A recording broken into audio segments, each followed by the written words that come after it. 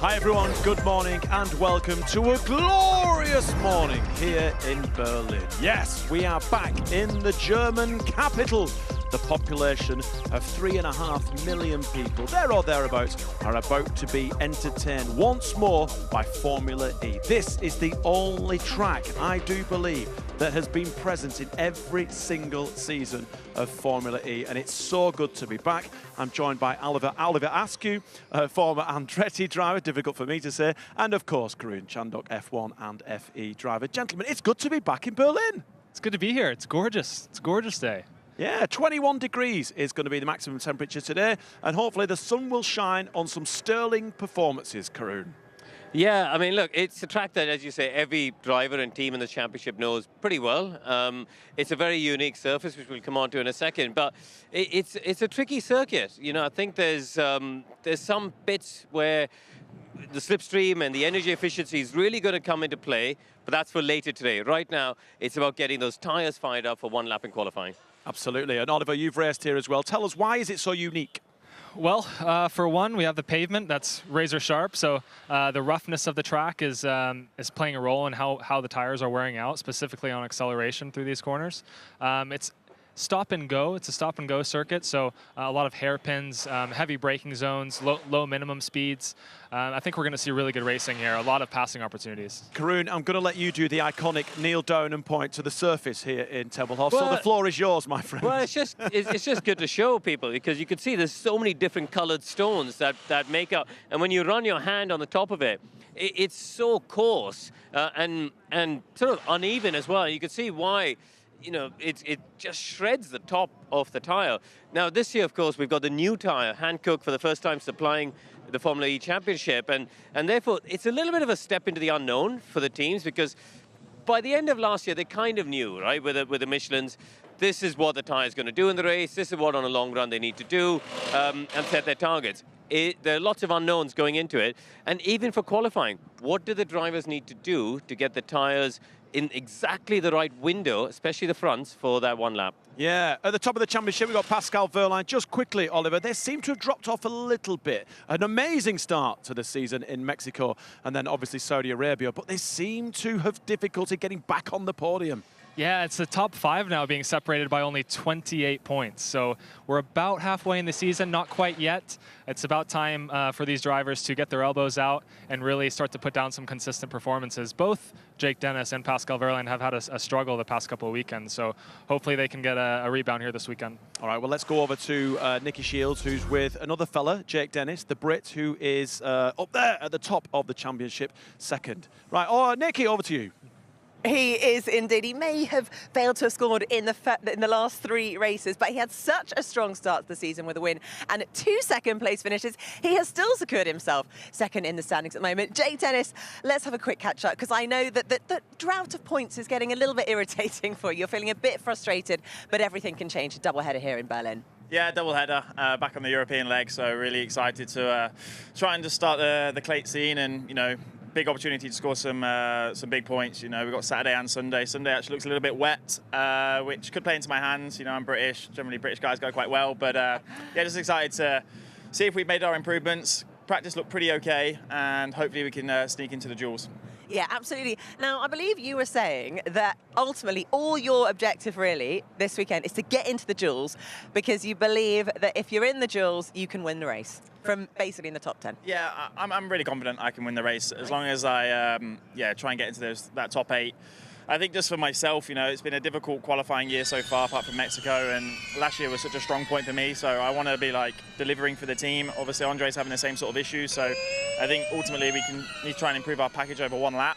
Once we can do that, I know I can win races, and from practice, the energy profiles look really aggressive, and the slipstream effect is huge. I did some energy profiles behind Andre, and the amount of energy he spent compared to me, Andy was like, and I was just stuck in his slipstream, was incredible. So yeah, it's going to be an interesting race. Interesting, because we talked about the slipstream effect quite a lot in Sao Paulo, but I don't feel like many of the drivers really used it to their advantage that much. It didn't play out so much. Do you think it's going to be much more of a challenge here to make it work in your favour? Well, I think with Sao Paulo, everyone was just driving so slow because they didn't want to lead. But ultimately, the guy in second just never passed the guy in first. So I think that's why it looked that way. But I think Stoffel and Dak did their absolute utmost to drop into the field. But it's going to be the same thing here. If you qualify in pole, I guarantee he will not want to be leading coming out of turns 4. So, yeah, it'll be interesting to see. And I think it's going to be a really good race with lots of overtaken. Lovely. Well, we can't wait. Good luck, and put those points back on the board. Thanks very much, Jake Dennis.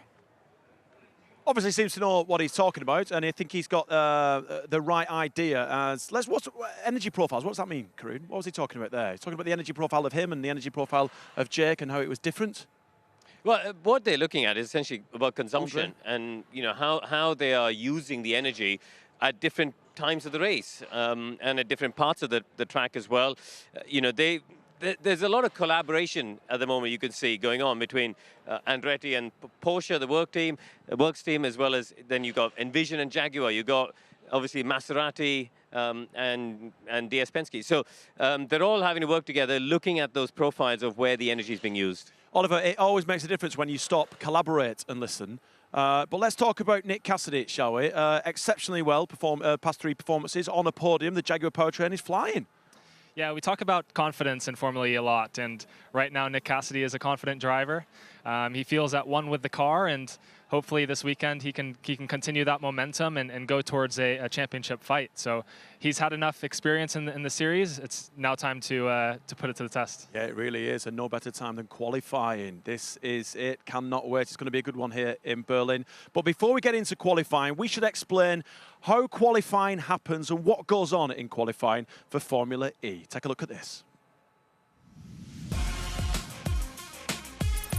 Formula E's qualifying format is an important part of race day as it determines the drivers' positions on the grid. The first part of qualifying is the group stages, where drivers are split into 2 groups. Those with an odd ranking number in the championship standings in one, and drivers with an even ranking number in the other. The fastest 4 from each group then progress into the duels, as 4 groups of 2 drivers go head-to-head, with the winners progressing into the semi-finals. The winner from each semi-final then face off in the final for the Julius Baer pole position, the fastest driver taking P1 on race day and receiving 3 valuable championship points.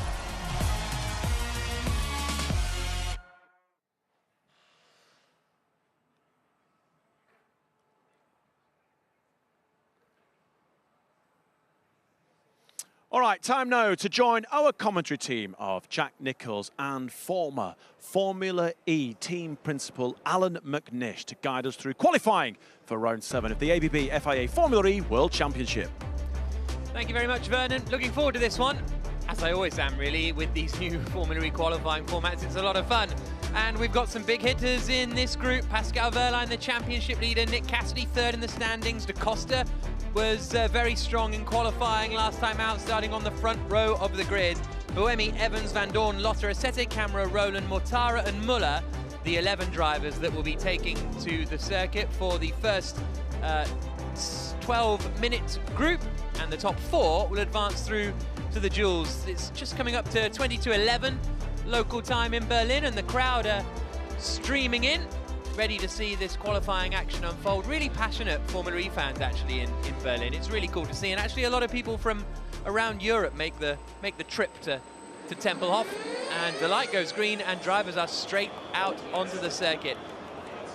Yes, Alan McNish is with me, which is lovely, and Alan, fascinating qualifying session we're in for, and I think Jake Dennis said it before the session got underway. It feels like if you get into the duels, you're in the top 8, you're going to have a good race. If you miss out on the duels, you're nowhere, you're not going to have a good race. It feels like such a huge part of your weekend. Yeah, the qualifying always is a big part of the weekend because it sets you up into a position where you're not having to worry about so many people around you, and that's the risk for Jake Dennis, as he's had a couple of difficult qualifyings, been a little bit further back in the pack, had to fight his way through, where you consume energy doing that as well, and at the same time you're always at risk of someone else's incident, which is exactly what's taken him out of 2 out of the last 3 races. So I think there's 2 points. One is it shows your speed, but also it gets you out of trouble. You can then manage your own race from there. I think round here, though, as Karun was mentioning, and so was Oliver, is going to be such a high-energy race. And so from that point of view, being in the pack, I don't think is the thing that's going to take you out of a good result. But certainly, I would always prefer to start in the first 4 rows of the grid. After that, I think you're always at high risk. Well, we've had 9 pole sitters in 9 races, and none of them have won the race. So that's the sort of weird situation you're in. As I say, we will get some laps in these first 6 minutes, but then the real crux will come at the end. You can see Eduardo Mortara really aggressively turning the wheel. Watch him here coming into this left-hander. Just full lock in order to kind of... He's kind of in, well, to warm up the tyres, basically. Yeah, basically, that's one of the discussion points as he weaves going down the sort of slightly curved back straight. Is trying to generate enough tyre temperature into the fronts, but also into the rears, oddly, as well. Normally it's one or the other, but here it's a little bit of both. And so you'll see them on the out laps, the first laps, really turning more than they need to load the front to push extra into that energy into the tyre. And then as well, a little bit of extra acceleration coming out. But then when you have done one timed lap, then you'll be into actually your push. So I think this next lap for him should be really the start of a time that we will be seeing as representative. Nick Cassidy through the left-hander of turn 6 in the final corner of turn 10 in the Envision. Mortara looks like he's pushing here as he comes down into turn 1. Lost the rear a little bit on entry, had to sort of open up the steering a little bit, so the tyres aren't quite up to full temperature, but now he's actually pushing. This is going to be the first of the representative laps, as we said. Mortara only 3 points on the board this season. His best qualifying came last time out in Sao Paulo, where he was 4th on the grid.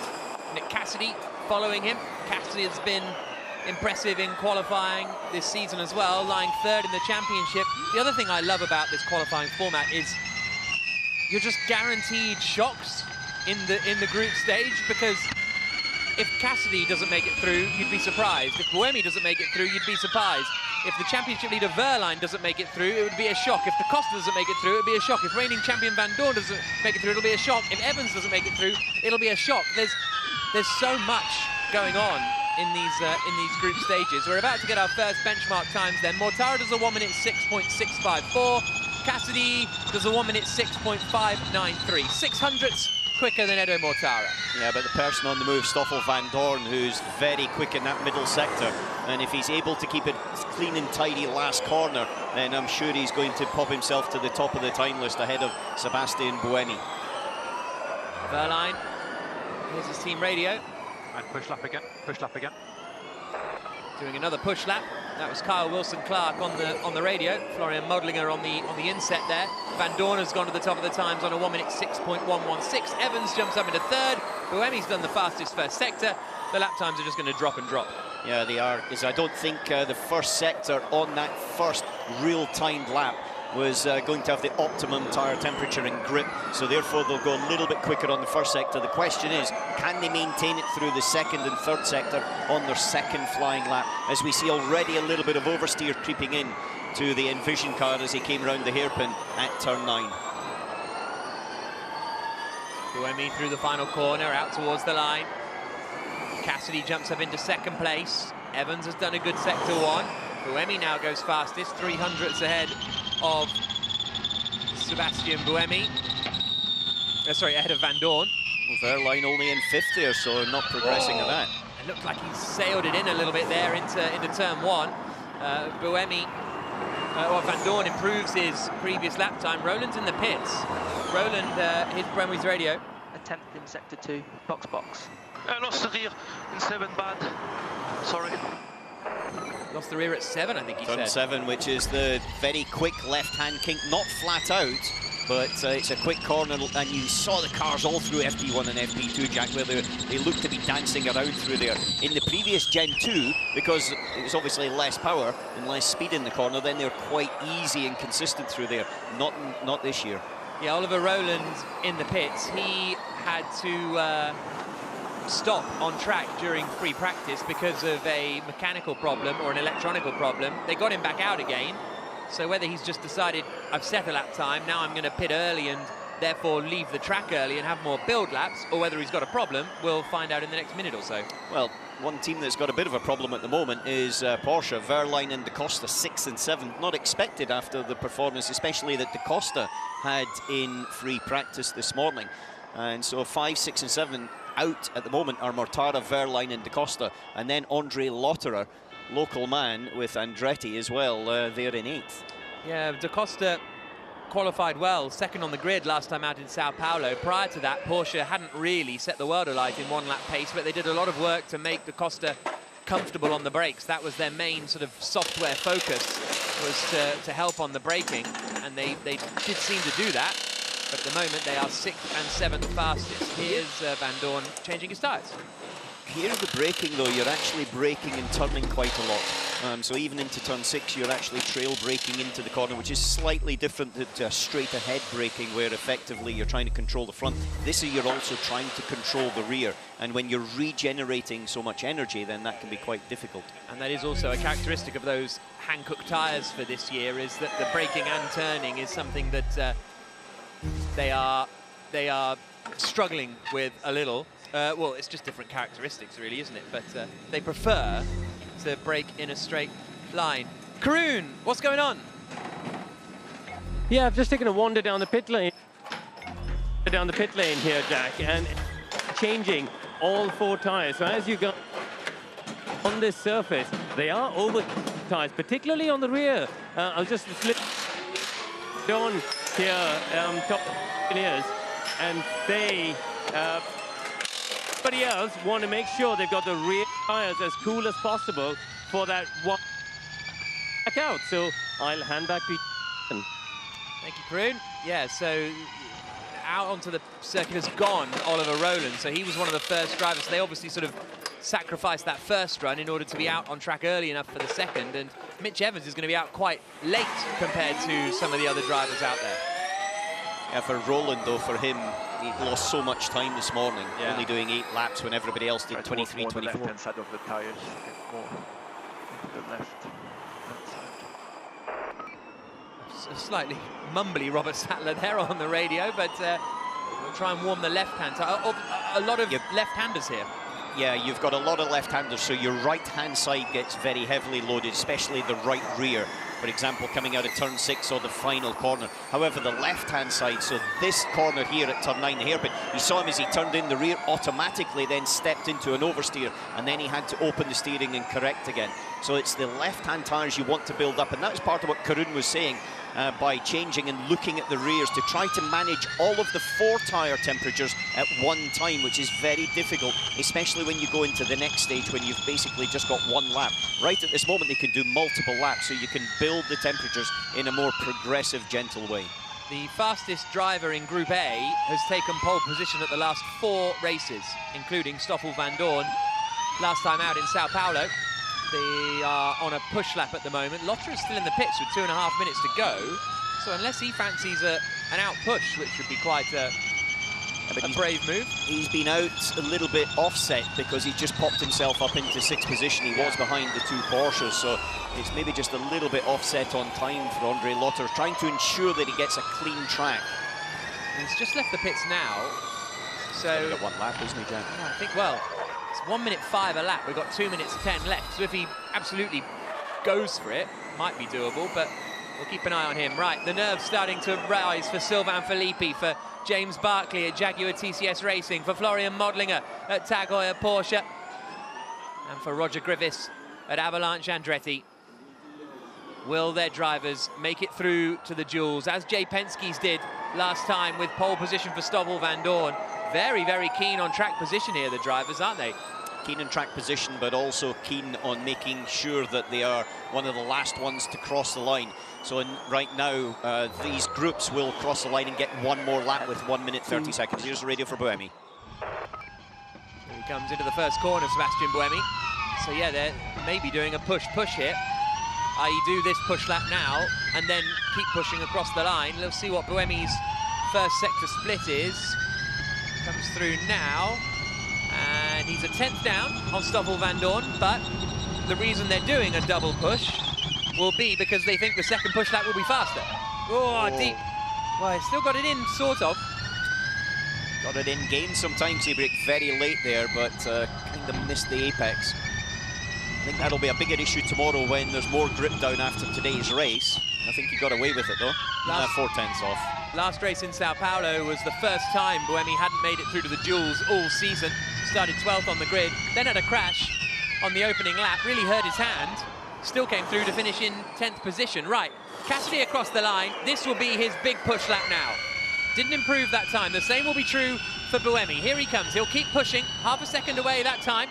Cassidy didn't improve on the lap, however, his last sector was his best sector of the session so far. So this definitely is the one. 17 seconds to go, and so Da Costa's just going to make it before the checkered flag comes out. This will be his final lap as well. Yeah, and here comes Da Costa then, charging down towards the first corner. Evans does a good lap and gets him into 3rd place, but now the drivers, checkered flag is out, Lostra makes it across the line, so now everybody is on their push lap. Cassidy's the one for me, though. He's got faster first sector, not fastest of anyone, but definitely fast enough to leapfrog him up. A little bit off in the 2nd sector, though. But Van Dorn's done a good first sector. Buemi's done a good first sector as well.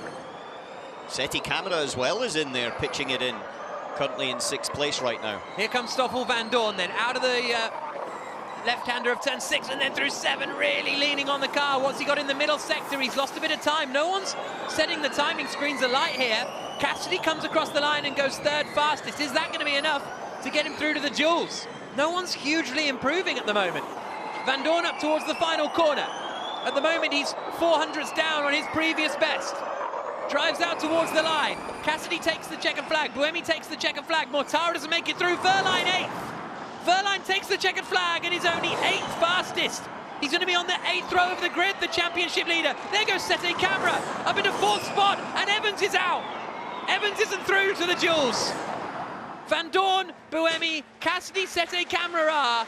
Mitch Evans will start on the 5th row of the grid, 9th or 10th, whilst the customer Jaguar team have both their drivers into the duels. And Pascal Verline and Antonio Felix da Costa, 8th and 10th. 8th row and the 10th row. It's going to be a difficult race later on this afternoon for them. Definitely not what we expected. Da Costa was looking good this morning. It just seems to have slipped away for whatever reason when it came down to this short 12-minute session. Sergio Sete Camera in the Neo, pipping Mitch Evans out. Pascal Verline, there was no pipping about it. 3/10 away from getting through. The championship leader at his home race, returning to the pit lane there in the Porsche. He was only 3/1000ths quicker than Nico Muller in the Abt. Such disappointment for Verline. Started the last race 15th on the grid, so that is his worst. This is his worst qualifying performance of the season. And Mitch Evans, his run of 5 consecutive duel appearances is over. Great job from Buemi and Cassidy, and you have to say championship-wise, it's very early to say, of course, but championship-wise, big result that for Cassidy. 3rd in the standings at the moment. The championship leader will be starting down towards the back. Big opportunity for Cassidy, but big frustration for Porsche. And yeah, strange, because he looked all right. Well, Da Costa did.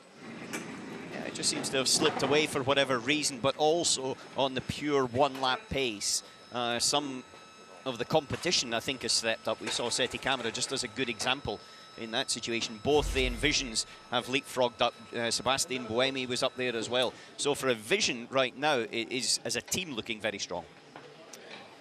So, Evans eliminated, along with Mortara, after they looked good as well, didn't they? Mortara had looked strong all weekend, and in a few minutes' time, we will be getting underway with Group B.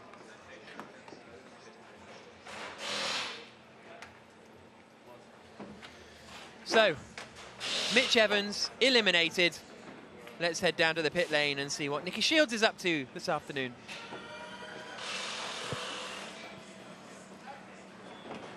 Well, Jay Penske, that is exactly how you wanted to start off the day. Stoffel Van Dorn, quickest of that group.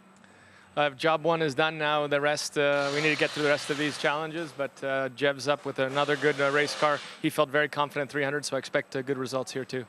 What was the feedback from Stoffel on the radio during the course of that session? Interestingly, he didn't like his second set of tires. He really struggled a little bit. Didn't improve. Improved in the first sector, but didn't improve in any of the others. So we're going to definitely go back to that first set in this next set of duels. Yeah, what is going to be the key to getting heat into the tires at this very abrasive track? I think the key is, you got to have the right setup. You got to have the right balance. We're struggling in turn 1, 2, and 3. You can see that we're very good in the second and third sectors, but that first sector we continue to struggle. But it was great to see him at the top of the board. All right. Well, let's hope that Jean-Eric Verne can continue with the performance in his group. Thanks very much, Jay Penske.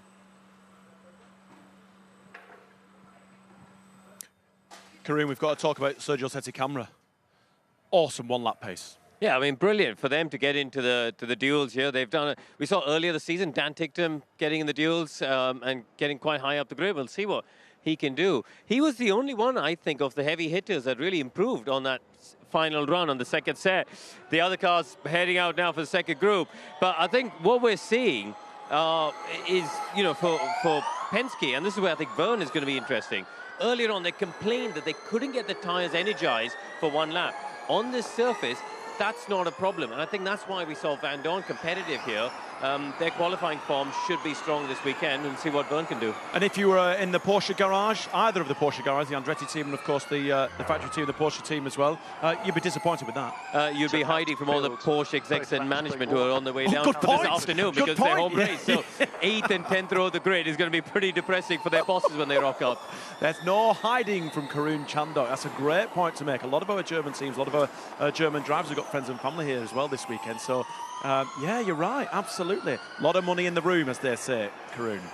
Yeah, and it's going to be tricky to justify that if you're starting 8th and 10th of the grid, but there you go. Absolutely.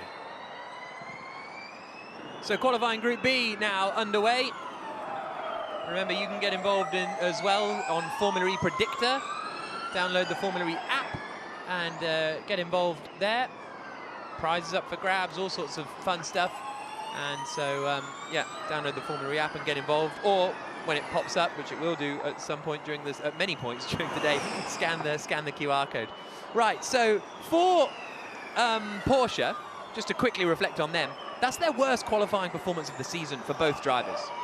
For Pascal, 8th was the same as Sao Paulo, and for Da Costa, 10th is his worst performance of the year. Yeah, Antonio had a little bit of a lock-up at turn 4, so there was a slightly mitigating circumstance. However, it was still a lock-up, and he still finished down there, so he's still not through to the duel. So it doesn't matter the reason behind it, the result's exactly the same. So there was maybe a little bit more in the tank for Da Costa, but it looked like that was kind of where the pace was for Verline, but what we were able to see. Right, so what have we got in this group? We've got Jake Dennis, the second-place man in the championship. We've got Sam Bird, who's on a very strong run of form at the moment. We've got Jean-Eric Verne, who's 4th in the standings.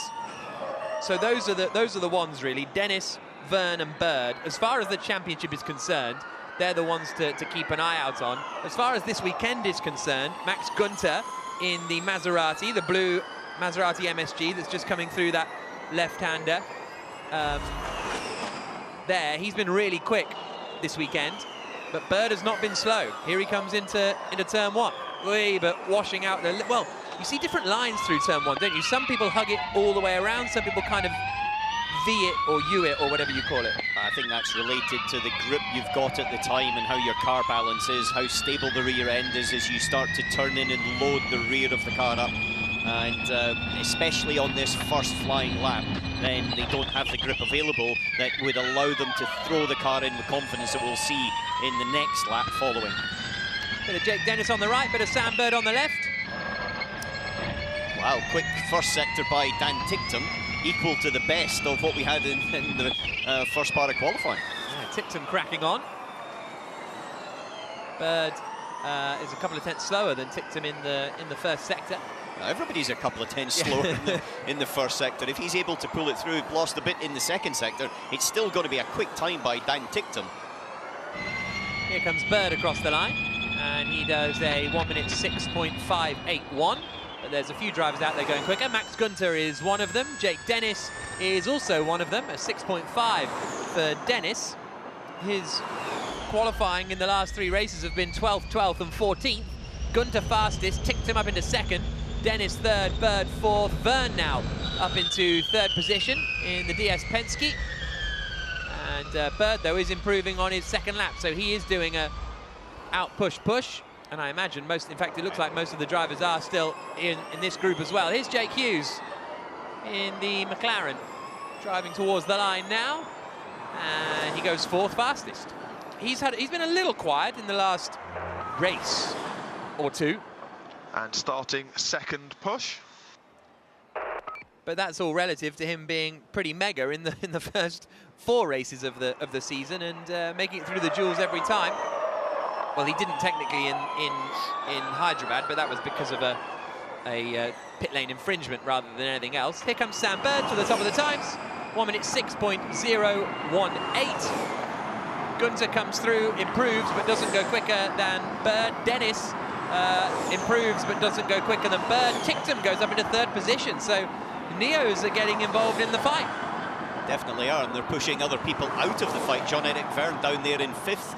You're saying about the performance he's had this year, and certainly in the first couple of runs, then he's not in the duel stages at the moment. Little Robin Freitz jumps up into 9th place. They're just ahead of Degrassi and Nato, but Nato finds some more time and goes up into 7th spot. Nato had his best qualifying performance of the season last time out, qualified 10th on the grid.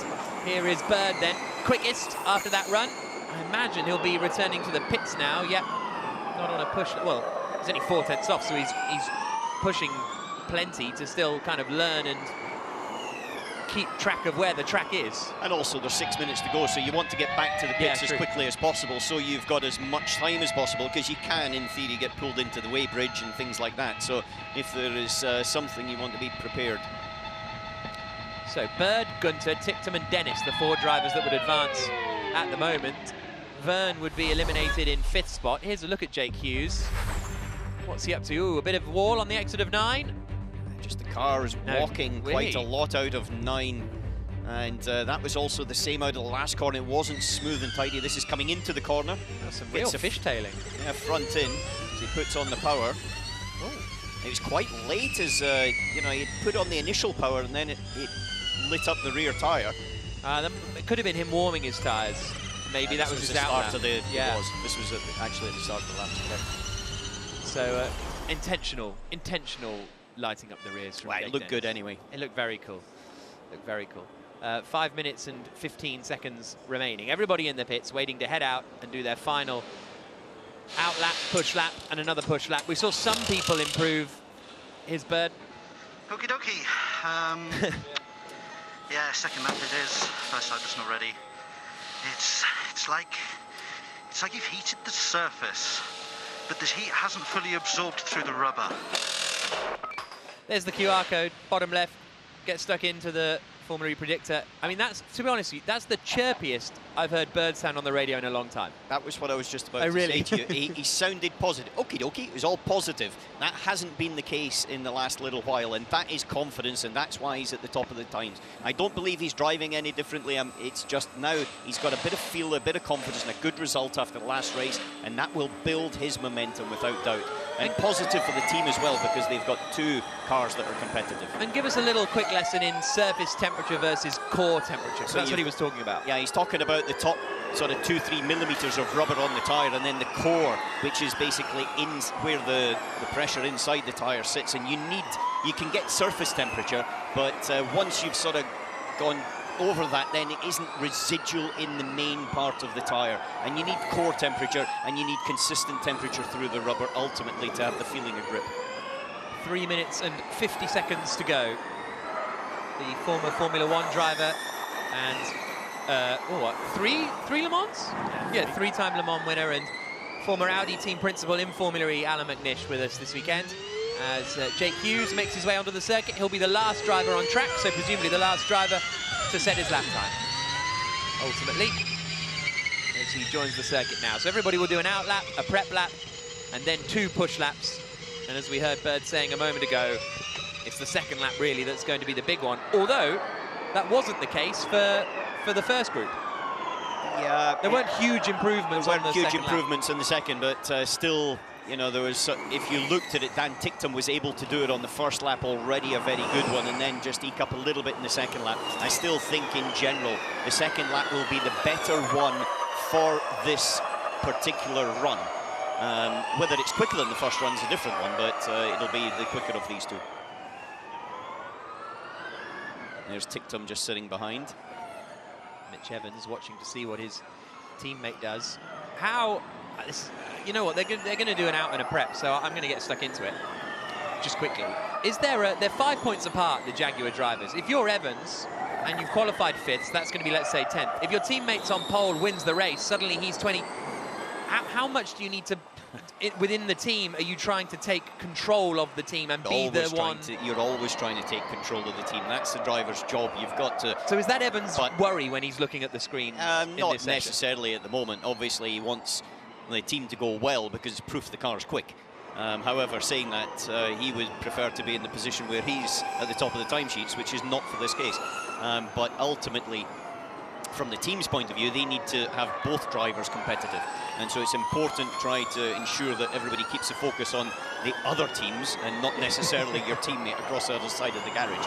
But having been in both positions as a driver and also as a team principal, I sympathise with both. And it's much more comfortable here with you, Jack, at this moment in time. Well, I think a lot of people would sympathise with you, having to sit next to me. Right, Ticktum a bit leery through turn 1. Here comes Bird. He's the first driver on track. He's top of the times at the moment.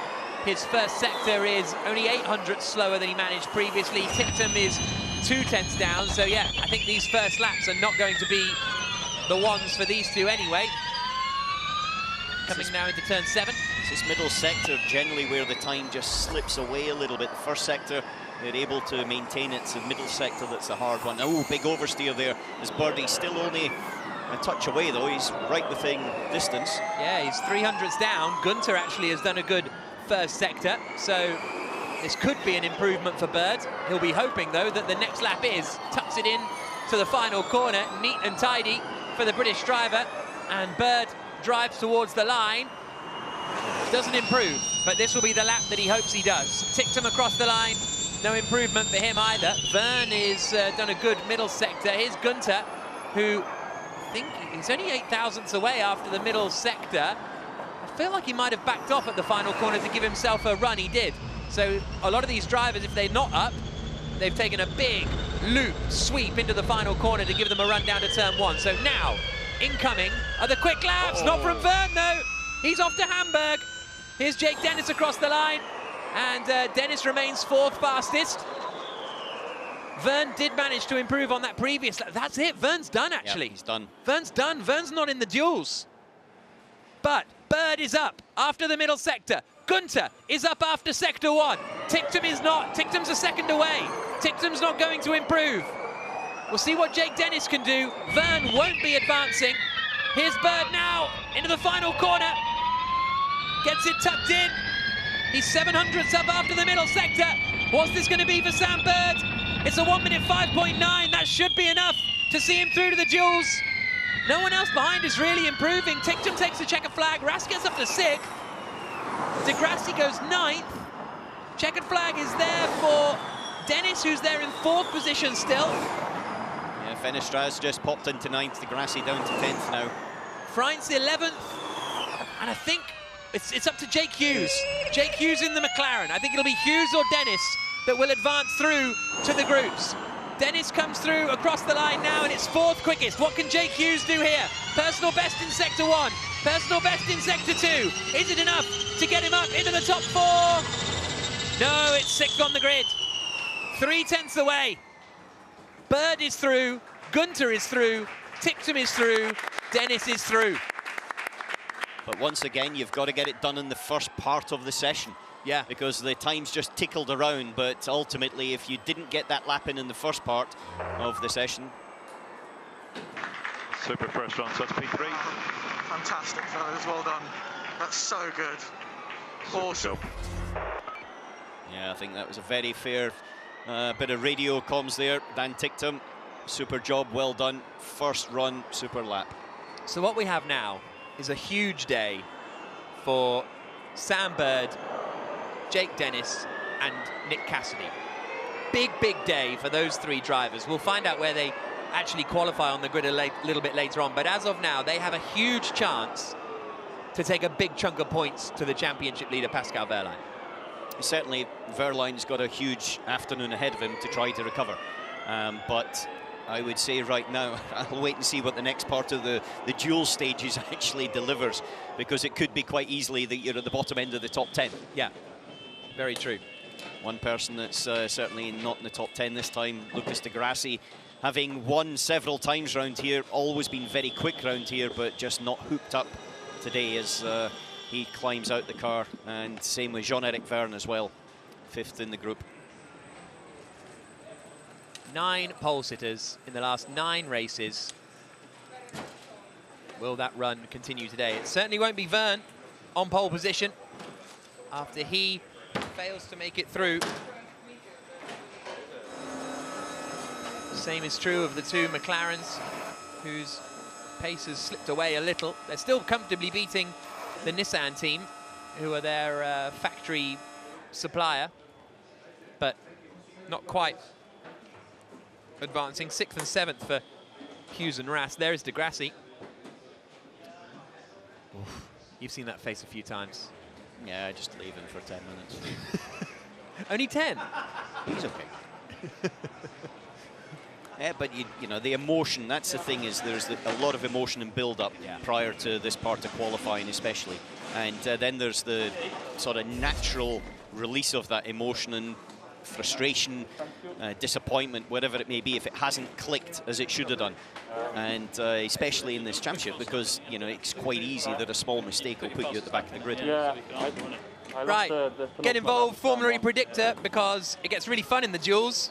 Scan the QR code. Duels coming up in a moment.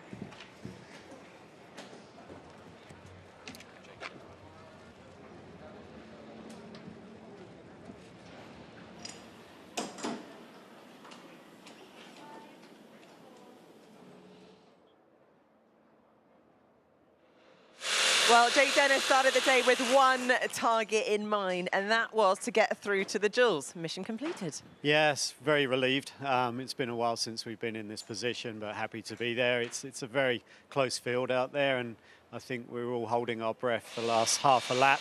And then we obviously had the McLaren coming at the end, and we were just wondering, are we going to make it? But very happy that we got through. Now we see what we got. We know we can start no worse than 8th. And that's always been the trouble for us. I mean, never really delivered in qualifying. And so when you start P12, P14, it's always hard to work your way through. But now we're starting closer to the front, and hopefully that makes the race a little bit easier. Let's see what we can do in the duel and see how close we can be. Yeah, I mean, Jake was saying he's got so much confidence in the pace of the car that he's quite happy that a win is doable even if he starts from P8. Yeah, I mean, absolutely. I mean, the car was quick yesterday in conditions that were likely to be similar to the race. So let's just see what we can do. I mean, you know, Jake's on fire here. He knows he hasn't scored points for a couple of months now in a lot of races. So the main focus is to have a good race this afternoon, but let's see what qualifying will deliver for us. Brilliant. Thanks very much, Roger Griffiths. Fingers crossed for Jake Dennis in the next stage of qualifying. Interesting, Karuna, about the times on that last session. Not much improvement in the final laps. No, I mean, I think what we've got here is, you know, it's still relatively early in the morning. I see Sam Bird here just behind us, studying the times and watching some of the replays. But I think... Do you want to come in, Sam? Yeah, quickly. Talk us through it. Sorry? Talk us through it. Talk us through it! You're that tall, I can't. Okay. Yeah, track's actually really difficult on these Hankooks. Everybody's getting up to grips with how the tyre is behaving. It feels like it's actually low grip, but it's high grip. It's a really strange sensation. Cooler temperatures this morning than what we experienced yesterday, so warm-up, learning about the warm-up was really key, and yeah, we executed it well. Why are a lot of people not improving on the second run or the second set? That I don't know. I improved slightly, but I don't know why. It looked like, yeah, I think 6 out of the 8 didn't improve, so okay. I'm not sure why. All right, well, good luck. Yeah, off you go, Sam. There you go. Nice to see him happy and chippy. Yeah, I mean, he's done a cracking job there. Really, really strong performance. And as the commentary guys were saying, it's a big weekend for him to get in that championship fight. Yeah, absolutely. All right, so there you go. We are ready for the first duel. The two Envision cars have gone out. This is going to be really exciting. Can't wait, crew, and it's going to be really interesting. Let's see what happens in quality. So the qualifying duel's about to get underway, and first up, it's an intra-team battle at Envision. Cassidy versus Buemi. Then we'll have Sete Camera versus Stoffel Van Dorn. The third quarter-final will be Dan Ticktum versus Max Gunther. And then, Jake Dennis versus Sam Bird. That's a biggie. That's a biggie. Battle of the Brits there at the end. Yeah, absolutely. But they're the two drivers that are in big championship contention. Right, quarterfinal number one, Cassidy versus Buemi. You guys on the predictor reckon that Cass has got this one? I kind of agree with that, but I wouldn't say with the sort of separation that there was there, 65 to 35%. And I think that it'll be a much closer, especially if Buemi can hook it up as he was able to do in the last couple of sessions. This is their first meeting in the duels, Buemi and Cassidy. It's only the second time this year both Envisions have made it through to the duels. But yeah, that's a bit disappointing for Sylvain Philippe. Yeah. Because he knows that one of his cars is going to go out at the beginning, only by default of the fact that the two of them are competing against each other in the duels. But it means that they're guaranteed a top four start, and they haven't started in the top four, Envision, in the last 5 Berlin races. So it's never been a strong circuit for them, actually. I remember Robin, I think it was before he knew he was leaving, or it might have been Nick, actually. I was chatting to them in their little driver room, just having a chat. They're like, yeah, we're never any good here. And next year, we've got the Jaguar powertrain, and Jaguar have never ever been any good here either. So they were pretty pessimistic. But Jaguar and Envision seem to have sorted their stuff out and are good to go. And now, this is going to be big because they're running at 350 kilowatts of power, so way more power than they had in that first session. And they don't get to build up the tyre temperature. This is it. They're about to push now. Yeah, this is the point where trying to get some sort of semblance of balance between the front and the rear, especially coming into this next first corner. That's the important point, because if you can actually get a reasonably good first corner, as wide there, just can't quite get it in, but be able to get it back pretty well. He got it back, and so he's able to get through the next couple of right-handers. But if you lose it there, you never recover it back. It's gone. That lap is then gone. Right, we have taken Cassidy back in time a little bit to sync them up. So this is side-by-side on board. Buemi on the right, Cassidy on the left, and Buemi gained a lot of time on Cassidy through that first corner. Yeah, he did. He was much, much tighter in 0.1 of a second, 0.17 of a second, as he was able just to roll more speed through that centre point of the corner. Now it's 0.3 of a second because the momentum's just built all the way back down the back straight in towards turn 6. Cassidy quick down that straight. Now they come towards turn 7. We'll get a little look here. It goes to 1/4 of a second. Will there be much difference? A fight from Cassidy on the wheel. Another sector split coming up here. Cass is closing in a little into the hairpin of turn 9. Or maybe, wow. Buemi went in deep, but that means a sort of sooner on the power. Up towards the final corner. Buemi's advantage now up to almost 0.3 of a second. Out towards the line. Cassidy, remember, is the 3rd place man in the championship, but is he going to be eliminated by his teammate? Oh, he is, but only by 0.08. Huge final sector for Cassidy, but it's not quite enough. Sebastian Buemi advances through to the semi-finals. Yeah, Buemi, a little bit of oversteer out the last corner, allowed Cassidy to come back at him, but it wasn't quite enough. And so Sylvain Philippe, that's a kind of happiness on one side, but on the other side, disappointment. Cassidy saying on the radio the tyres were just not ready. Not at the start of the lap. You saw that in turn 1 where he turned into the first corner and it just washed out wide. Buemi was able to keep probably one complete car with, say, 2 meters narrower and closer to the curb, and that was able to gain, well, to be honest, that was the lap. It was all done there in the first corner. Quarterfinal number 2, Sergio Sete Camera versus Stoffel Van Dorn. There's a clear favourite from the predictor votes, and that is Stoffel Van Dorn.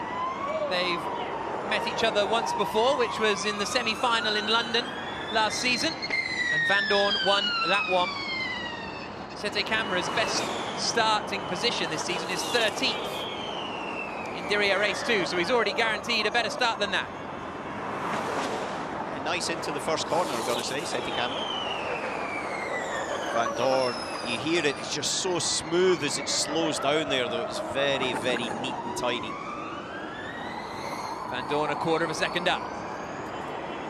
Seti Camera in the Neo, coming down now towards turn 6.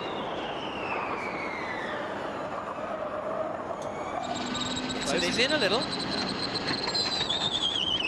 But from Van Dorn's point of view now, he needs just a clean and tidy end to that. No heroics, just to make sure he doesn't make any mistakes and then he goes through. And so from his perspective, it'll be trying to learn what he can for the next one without necessarily extracting that last tenth out of it. 0.3 of a second. As long as he's clean, he's okay.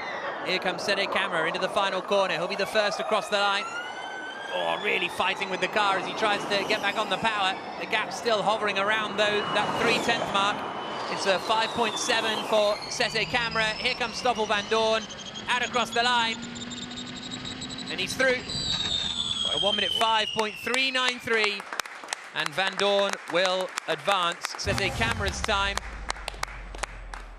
slightly slower than Nick Cassidy, but Stoffel Van Dorn through to the semi-finals.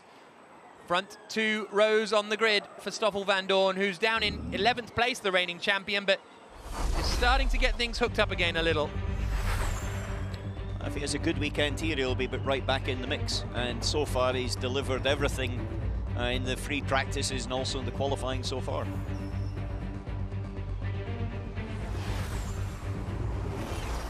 Satisfaction for Jay Penske. Quarterfinal 3, Dan Ticktum versus Max Günther. 65% of you think Günther's got this. He has been very, very strong over the course of this weekend, Max Günther. Last time Ticktum was in the duels, though, he made it through to the semi-finals, and that was back in Diriyah. Nice. Yeah. Carried decent speed in through turn 1. Here's Günther out across the line in the blue Maserati MSG. Mind your head on the halo there, you can see, which is part of Maserati MSG's campaign around mental health and stress awareness in April and May. Always supporting good causes, the Maserati gang. But Günther is about a 10th up at the moment after the first couple of corners. Here a big slide there from Ticktum, but the gap comes down to 1,000th. This is a tight one. Now it's up to a huge 300ths. Still Günther with the advantage. Ticktum will be first across the line. The gap grows to about a 10th. And the last corner is going to be critical for Ticktum. It's come back down to 300ths. This is really tight. Oh! Günther throws it away. Huge lockup down at turn 9. And Günther might have jacked it. Yeah, he's definitely gone here. There's no way to recover it because Ticktum had a good last corner. And so I think Günther he's out in this one. Here he comes across the line. Max Günther is out. Dan Ticktum goes through into the semi-finals. Delight for Alex Sweet. And Dan Ticktum will be facing, so it'll be an all-British semi-final, because it'll be Ticktum versus Dennis or Bird. And a good job from Ticktum as well. And this is where it went wrong for Günther. Well, no, this is... It went wrong. Looking cool. It went wrong for Günther because Ticktum kept the pressure on. Yeah. He kept the pressure on, made it neat, clean and tidy, and was fast. And ultimately, Günther then locked up into turn 10, just trying to grab that extra little bit out of it. Frustration for James Rossiter, the team principal. Final quarter-final. Jake Dennis versus Sam Bird. They've met once before. The predictor vote reckons that it's Sam Bird's. We'll see. Dennis across the line. They've faced each other once before, which was the first ever weekend of the duels. And Jake Dennis won that time around. But Bird is really on form so far in this qualifying session. Looked maybe like he was washing out, but looked as though he kind of kept it all together. Slide from Dennis as he comes out of the kink at 3, and there's only half a tenth between them after the first sector. That's neat by Sam Bird there, just as he came out of turn 4 onto the back straight. And he got a really good acceleration out of it, clean through the right-hander, able to keep that momentum. Now we're going to need a little bit more from Jake Dennis into the hairpin to be able to pull that 1/10 of a second gap back. Bird now into turn 7. The gap is a 1/10.5 between them. Bird's advantage. It's also key that all the gap comes down now, just 600ths. Dennis is closing in. Your losing lap time is vital as well, as in the lap time of the loser is vital, because that decides your place on the grid. Here comes Jake Dennis towards the line. The gap is just 600ths. Dennis has a 1:05.656. Is Bird going to beat it? He's got the advantage at the moment. Drives towards the line. Bird is through. Bird's into the semi-finals. So close there. 600ths between them.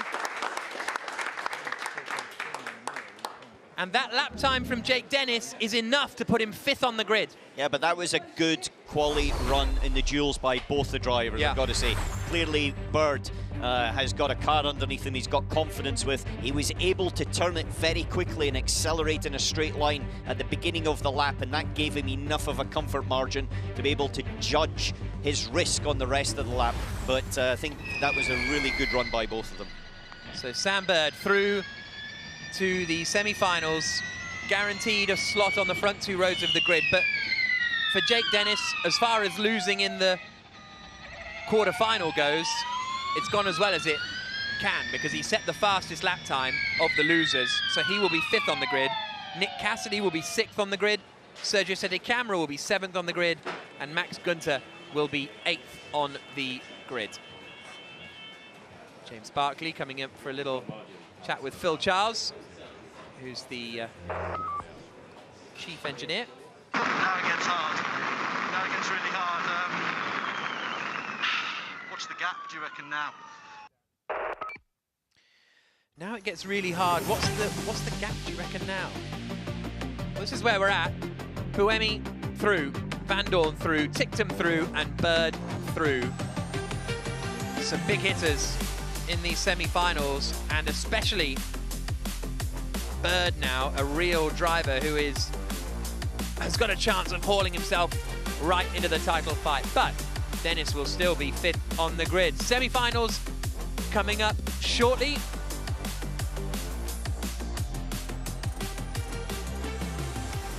So Buemi versus Van Dorn, and then Ticktum versus Bird. 7.5 minutes until the semi-final will get underway. So let's head down to the pit lane. Saunders CB is down there lurking. Wonder who he's found to speak to. So I'm here with team principal Florian Modlinger from Tag Heuer Porsche Formula E team.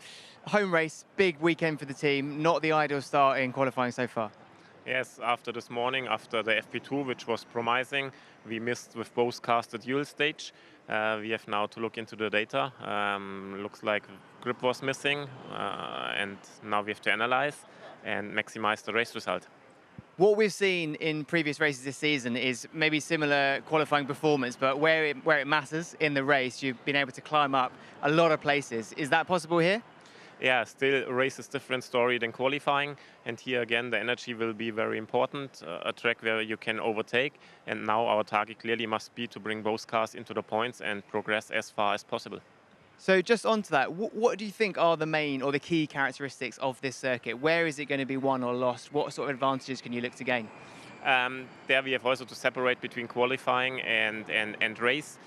What is very special here is the concrete. When you see the track, the asphalt is different to everything what we normally have during the season and also during testing. And there to make the progress and learning curve in the free practice, that was the target. We missed now the dual stage in qualifying, but in the race it's a different story. Here energy is again very important. It's an energy sensitive track. Overtaking is possible on 2 to 3 spots. And this is the characteristic of Berlin Templehof, and target is now to progress in the race. Well, we look forward to seeing what you can do. Thank you. Thank you very much. Karun, 50% of the semi-finals are Jaguar powertrains. Interesting stuff. Yeah, indeed. I mean, Sam's just come into the pits here, and we can see they haven't changed the tyres on his car. So his tyres are still going to be relatively hot because his you know, his duel that he just did was later than Sebastian Buemi. So there's a little bit of a disadvantage for him there, but he was quicker in the duel stages. What's the big standout for me is Dan Tichtum's lap is the second fastest of anyone behind just Stoffel van Dorn so far. So he's done a cracking job so far qualifying. Van Dorn's got to be the favorite, I think, based on what we've seen so far. But yeah, this duel between the two Jaguar powertrain cars is going to be really fascinating to see. And both garages are next to each other, which is very, very interesting, shall we say. We've got to mention Dan Tichtum, we've got to mention, I will do this for the rest of the season, the Neo 333 team, because they've really turned it around, Karun. They really have. Yeah, they've done a super job. Great story, and we'll see how it unfolds. Yeah, we will indeed. Right, semi-finals are up next. So the fans out in force ahead of the semi-finals, which will be getting underway in a couple of moments' time. Let's head back down to the pits. Nicky Shields. Well, joining me now is Max Günther for Maserati MSG. Max, you've been looking so strong all weekend, but unfortunately that dual qualifying session didn't quite go to plan. Correct, yeah. I think so far very, very good weekend. Good feeling in the car really from the first session. We lost a bit the balance going into qualifying, but still managed to do a good group quali.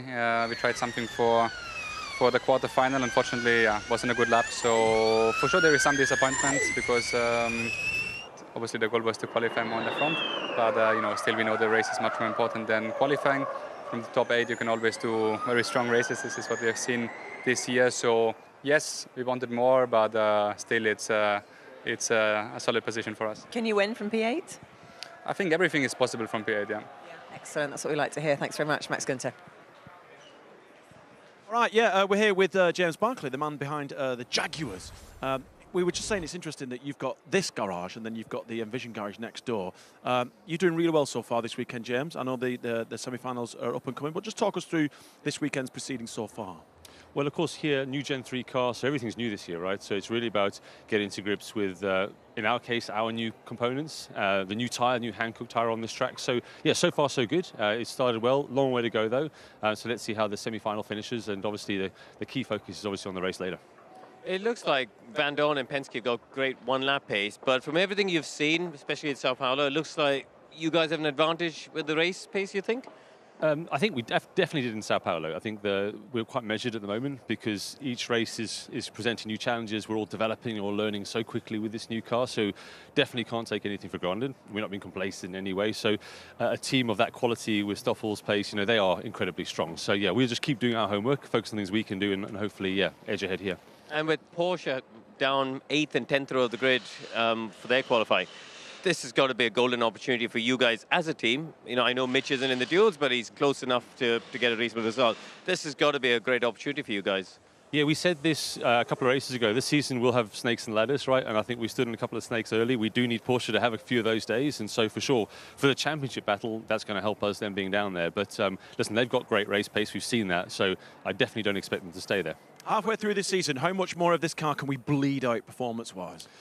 Well, we'll definitely keep evolving, is the reality. But, you know, we're not talking seconds here, right? It's margins, but these margins make a massive difference when it comes to qualifying. You know, a few thousandths of a second, and it makes a difference between going through or not. So, yeah, basically every marginal gain we can find is critical this year. And it's a new car. We've got new tyres as well. Is everything doing what it says in the manual? Yes, so far. It's a different challenge in some ways, but there's also some things that are the same. So it is that all new. We saw as a positive coming in here into Berlin this weekend. All right, good luck. Yeah, Thank all you. the best, James. Thanks a lot. Thank you very much. Isn't it nice? Thank you, James. Is it nice that we've just got people who just chat? Nice having a chat. Anyway, let's go back to Jack and Alan, who will have a chat about the semis. Yeah, love a chat from the pit lane guys. After they called us the commentary guys earlier on. But there we go. Right, we're about to get going with the semi-finals in Berlin for round 7 of the ABB FIA Formula E World Championship. First up, it'll be Sebastian Buemi versus Stoffel van Dorn, and then it will be Sam Bird versus Dan Tichtum. And as Karun pointed out, actually, Tichtum's lap time 3 thousandths quicker than Sam Bird in the quarterfinals. So that's going to be a fascinating fight between the pair of them. But it was also very close with Buemi and Van Dorn. this stage, Jack. I think it's about who gets a clean lap and who's got the balance in the car and the balance in the tyres. Now they go into just a single head-to-head going towards the final. So from my perspective, the lap times before are kind of irrelevant. It's more a case of who's got the, I would say, those little factors in their control. 23 pole positions between these two drivers. Van Dorn on the radio was told to park in the sun. So you can see Buemi here is in the shade underneath the bridge, and he goes out. I'll be interested to see if we do get a look at Van Dorn. He doesn't go into the shade. He stays outside of the bridge in order to keep a bit more pressure on tyre temp. Oh, he's gone into it now. You can't actually stay too far away from that line. You've got to get close to the line, but you want to stay in the sun as long as possible. Or the shade as long as possible, depending on what the effect you're actually trying to achieve. Yeah. But clearly with tyre warm-up and single lap qualifying being the key here, then you want to try and keep everything as toasty as possible. Being British, I opt to stay in the sun for as long as possible. I can see that, the fact you're in your T-shirt here already. Yeah, it's got to be done. Get up. I've never had an outdoor commentary box where I'm in the sun, I don't think. It's a shame. That's something we should look into. Right. Buemi versus Van Dorn. As I say, 23 pole positions between them. Now, both of them are among the 9 different pole sitters in 9 races. So if either of these two get pole, the run is over. But interestingly, Ticktum and Bird have not had a pole in the last 9 races, so they would keep the streak going. So we've got a chance of making it 10 from 10. But these guys will want to stop that. A little tear-off ripped off from Buemi as he comes out over the line to start his semi-final lap. A spot on the front row up for grabs. Predictor-backed Van Dorn. Van Dorn now as he's about to start his lap. It's clean and tidy through turn 1 for Sebastian Buemi. And now we're inside the side. You can see Van Dorn's actually just a touch behind as they turn into the midpoint of the corner. We've basically paused Buemi at the line and then played it when Van Dorn comes over. It's not absolutely exact, but it gives us a pretty good estimation of where the two are, because they are right together, both in terms of visuals and in terms of on track. Buemi at 10th up. Yeah, 10th up, but he was clean and tidy out of turn 4, exactly the same as Sam Bird. So that Jaguar car is able to turn and get the power on very, very well out of those tight corners. Sylvain Philippe up in the top left, top right. Closest to furthest away, you got Nigel Beresford, Oliver Turvey and Jay Penske. But it's the drivers who are dueling it out on track now. 600ths between them. Van Dorn is closing the gap a little. Maybe Buemi a bit wide at the hairpin. That's his line, Jack. He cuts back and he gets the power straight on, and you can see there he's accelerated well. Now this is one, he's got the apex as well, so it's a very much a V-ing the corner from Buemi. Towards the line, is it Buemi or Van Dorn through to the final? It's Buemi. Sebastian Buemi will start on the front row of the grid for the record 23rd time. He's now the all-time leader in front row starts.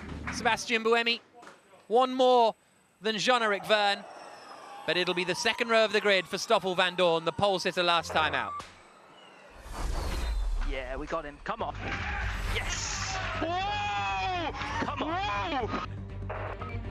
We haven't heard that apart from frustration and anger from Sebastian Buemi's radio for a long time. Wow. Now it's positive and energy. That's what we like to hear.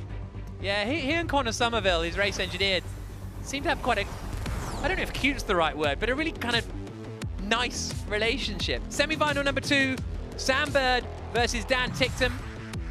Here comes Bird across the line. First of all, neither of these two have had a pole position so far this season. Dan Ticktum's never had a pole position in Formula E.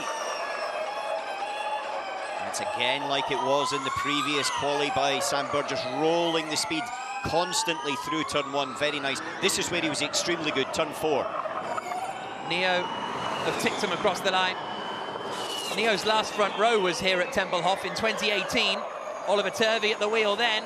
Bit wide there from Dan Ticktum, but he's pulled it back, but I think he'll have just lost a little bit through the apex of the corner. Bird's got 2 tenths on him.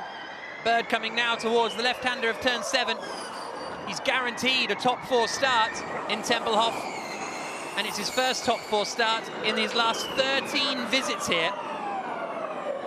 Well, that's nice at the hairpin, got it in beautifully. No big oversteer on exit, nice and progressive and smooth by Sam Bird. Into the final corner, the gap goes up to just over 2 tenths of a second. on the power towards the line. Tictum closes the gap a little as he comes into the final corner. Bird does a 5.5. We'll get a Tictum update here. And the gap has grown a little. It needs to be a big final corner for Dan Tictum. Hooks up the exit pretty nicely, neat and tidy. Towards the line, it's not enough. Sam Bird's on the front row of the grid. It's not enough, but it was a fantastic lap by Dan Tictum in reality. Pulled it back very, very well at the end. But Sam Bird had the measure of him pretty much all the way through. So the front row of the grid will be Buemi and Bird. Yes, well done. Front row. Front row of the grid. See, now, if you're either Sebastian Buemi or Sam Bird, you can throw caution to the wind because you know you're on the front row. You're 1 or 2, and you know there's not many places that are better to start than that. And so you can actually then just give it everything on this one. And if you make a mistake, the worse you are is second, as long as you're not in the wall. Yeah, very true. It's tough to hit a wall at Templehof, though. Yeah, but we've Famous seen last some people doing it. Yeah, exactly. So James Barkley there. You can see Simon Evans on the left-hand side. Mitch Evans' brother, who's taking part in the rookie test on Monday, winner of the Jaguar I-Pace E-Trophy a few years ago. Yeah. And Tictum returns to the pit lane. And Bird, not quite P1 just yet, but P1 in that duel. And again, he is 6th in the championship. He is 42 points away from Pascal Wehrlein. But, look, say he wins and Wehrlein doesn't score points, suddenly that gap is down to 25, 20, 22. Yeah, but you could say that about Sebastian Buemi, who's 2 points behind Sam Bird in the championship as well. So both of them can gain a lot out of today. They've already done pretty much all the hard parts from the qualifying perspective. And so, you know, really this is a great situation for the fans looking at the championship, because it, in theory, should bring it all a lot closer up with Pascal Wehrlein stuck down the back. Yeah, because Buemi's been unfortunate this season. Should have been on the podium in Hyderabad, but a technical infringement meant he wasn't. Then he got wiped out by Wehrlein at the start in Cape Town. Also, 3rd on the grid will be Van Dorn. So he went quicker than Dan Tictum's time. So Van Dorn will be 3rd on the grid. 4th will be Dan Tictum. 5th will be Dennis. 6th will be Cassidy. But pole position will either be Sam Bird or Sebastian Buemi. And we will find out who in a couple of moments' time.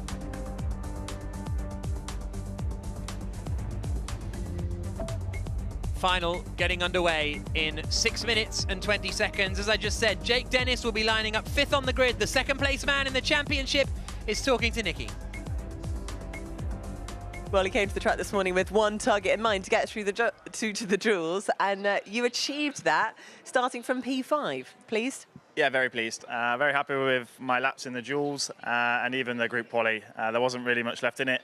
I didn't have much faith going into the group stage, just seeing the Porsche cars from Group 1, you know, none of them made it into the duel. So the lap was good. We made some improvements. It's a real fine line for us at the moment to get it in. But we scraped through, and then, yeah, very happy with my lap. And it was probably the best I could have done. And, yeah, we ended up P5, so probably one of the best starting positions as long as we can get through the first lap. Great. Exactly. What is the strategy for the start of this race in Berlin? Definitely survive the first sort of couple of laps of just keep the front nose cone clean and not pick up any damage, and then I think sit in a tow for around about 36 laps and then try and take the lead with 2 laps to go or whatever it will be. But slipstream is huge, so I think it's gonna be a really exciting race, a lot of strategy, and hopefully we can come out on top. I have very high confidence that the team and Porsche can give me the powertrain to win this race. Brilliant. Love to see all this confidence. Fingers crossed that all goes well and there are points on the board. Thanks very much, Jake Dennis. All right, we've got 2 Jags going into the final. It's going to be interesting, Karun. It is, and you know, just looking at the lap time between them, just 1200s between them in the semi-finals in terms of their pure lap time. And if you go even earlier in the quarters, it was only 200. So they've been really evenly matched, Buemi and Bird. Two drivers who've been in Formula E from the very first race in Beijing when I lined up alongside them there. So they know how to qualify these cars. They've just got to deliver the lap when it counts now. All right, well, Saunders CB is with the team principal of the Envision team. Go over there, pick up their microphones. There's Matt on his way. Saunders, over to you, my friend. Thank you very much, Vernon. Right, Sylvain, we've got to talk about what's coming up because we have a very spicy battle of the veterans with one of your drivers, Sebastian Buemi, against Sam Bird. Things are going well so far. Yeah, it's a great day for us. In the past, we've had a tough time here on this track. We lost a championship here a few years ago, but it's redemption now. The partnership with Jaguar is working really well. The car is really fast, and we are finding ways at the moment to make the car fast on any track. So yeah, it's a big relief to be fast here. Well, you've got Buemi guaranteed front row, but you also got Nick in a really good position. We've seen wins from 5th and further behind, so we're in a great spot. Well, you're in a great spot. Yeah, I think any car in the top 6, top 8 with a good race pace can win it, even from further back, really, to be honest. I think the Porsche, even further back, can still get some good points. But yeah, top 6 is a good place to be. Love it. Well, let's see how it pans out. So we're going to be getting underway with the final in a couple of moments' time. And it will be Sam Bird up against Sebastian Buemi. These two have fought it out over race win. In fact, one of my favorite ever Formula E races, season 2, Buenos Aires. Bird won with Buemi chasing him all the way in the final couple of laps. Buemi was carving through the order after making a mistake in qualifying. Oh, what a race that was. Do you not remember it? No, it was before my time. Yeah, Jack. It wasn't before my time. You've got an amazing memory. No, I just remember that one race. I don't remember any other races. I don't remember what happened this season, but I remember season 2, like the back of my hand. That's not how you remember something. But anyway, 207 Formula E races between the two of them. One guy who's relatively new to Formula E is with Nicky now. Well done, Tictum. I've got to say, a massive congratulations. Into the duels again, starting from P4. It's good to see you smiling. You must be pleased. Yeah, I mean, I think I've been smiling a lot of the year, to be honest. It's been a lot more positive than last year for a number of reasons. I think that was the most I could have done. Whereas if you look back at Riyadh, where I started 4th, I made a mistake, and I felt like I probably could have had pole that day. But I feel like today this was the best I could have done. I saw Sam Bird, he did a low 5, which I think would have been difficult for me. See what we can improve for tomorrow, obviously, in qualifying. It's always frustrating because I think we've got a bit of pace in the pocket in terms of just overall straight line speed. So for me as a driver, that can be a bit frustrating knowing that we've got, I don't know. But anyway, we focus on the race for today and then try and improve what we can for the 1 lap pace in quali tomorrow. And, you know, you've had your best result is P6 this season. Can you improve on that today? I think it'll be tough. Overtaking's been harder this year in most tracks than expected, although here there is a number of opportunities. So, I mean, it's all going to be about efficiency. I think it'll be hard for me to stay where I am, but I'll do my best. Fingers crossed, that's what we like to hear. Well, great to see you starting from the second row of the grid. Congratulations to Dan Tictum at Neo 333. Yep, solid performance from Dan Tictum. No doubt about that. He will be starting 4th on the grid. But now it is time for the final. Cassidy, Sete Camera, Gunter, Dennis, Van Dorn and Tictum have all fallen by the wayside. And now it's just Sam Bird and Sebastian Buemi, 2 of the OGs in Formula E. At least one of them, most of the time both of them, have been at every single Formula E race. Buemi missed a couple in New York when Pierre Gasly filled in back in season 4 and 3, and Sam Bird missed Seoul last year, but now they are fighting it out for pole. Oh, predictor vote goes the way of Sam Bird.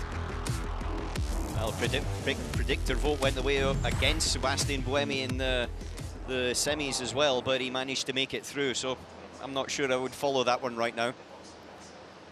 Alan, you're always just disagreeing with the fans. Well, yeah, in this situation I have to. I don't think the predictor vote's been very good today, to be honest with you. Wow, brutal. 75% against. Brutal. So, the final about to get underway. If Bird takes pole, that'll be 10 pole sitters in the last 10 races. And in the last 9 races, the pole sitter hasn't won.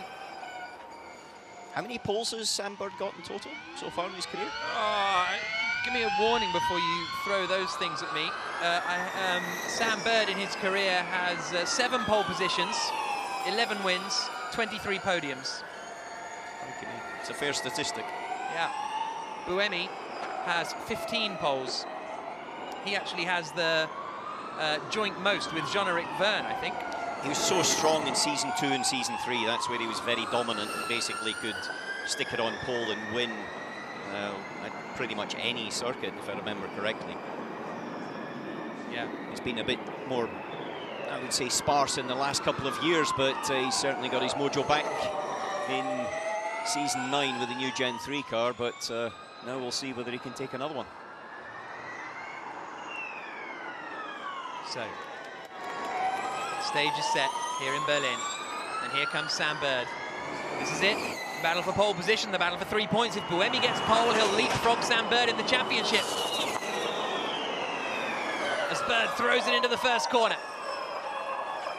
Just exactly as it was in the last twice, right on the edge. A little bit wider this time, though, as Sebastian Buemi comes down to the first corner. Key to the lap time and also key to the quarter-final duels as well. And semis. Bird's last 2 in his quarter-final and semi-final laps were separated by 0.06 of a second. Both did a 1:05.5, Sam Bird. Buemi now coming through the left-hander, and he's ahead by 0.05. Bird coming into turn 7. Bit of grabbing in the wheel there for Sam Bird through turn 7, the fast left-right. Buemi extends the gap to almost 0.2 of a second. It goes over 0.2 of a second now. Bird's going to need a strong final sector. If he's to get pole here, Buemi extends a bit more of a gap. Bird into the final corner at turn 10. He's pinched the apex a little bit. So he's dropped back a little bit further from Sebastian Buemi. Out towards the line. Bird sets his lap time. It's a 5.7, a couple of tenths slower than he managed previously. Buemi's fully committed into the final corner at turn 10. Wonderful driving from the Swiss. Is it going to be a second pole position? It is. Buemi takes pole. His 16th pole of his Formula E career, the most of anyone in the series history. And Envision start at the front in Berlin. Fantastic performance by Sebastian Buemi there. Very neat and tidy, and I'm looking forward to the radio message back to the pits after the semi-final. It was all screams and cheers. This one's just going to be really sweet for him. Took pole position for the first race of the weekend in Diriyah, and now he's on pole again. Jaguar will be on the front row of the grid with Sam Bird, but Sebastian Buemi receives the applause from the crowd as he makes his way around.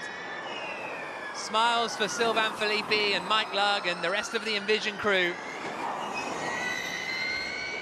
Yeah, really strong there. But also we have to say from Sam Bird. Pole position, come on.